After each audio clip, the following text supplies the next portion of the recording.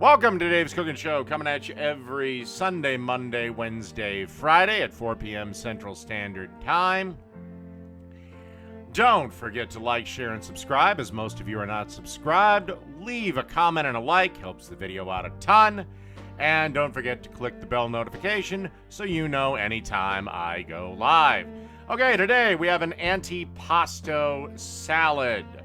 And first thing we got to do is make our dressing, which is 3/4 of a cup of olive oil, a 1/4 cup of red wine vinegar, a teaspoon of garlic powder, a teaspoon of dried oregano, a teaspoon of dried basil, a half a teaspoon of onion powder, half a teaspoon of red pepper flakes, 3/4 of a teaspoon of salt, a half a teaspoon of black pepper, and a teaspoon of lemon juice. Put it in our condiment bottle and give that a shake. And that's pretty much it for the dressing, which is like 50% of what we do.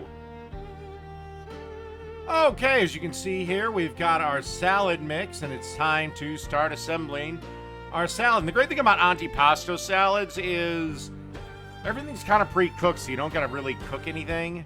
So they are kind of quick, and all the ingredients store for days.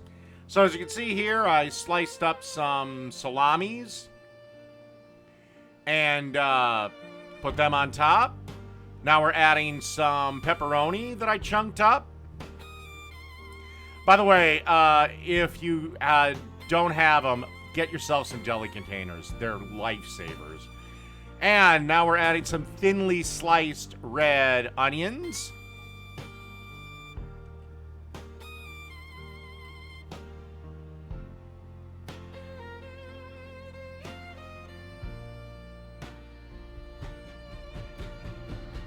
Followed by some tomatoes that I diced up.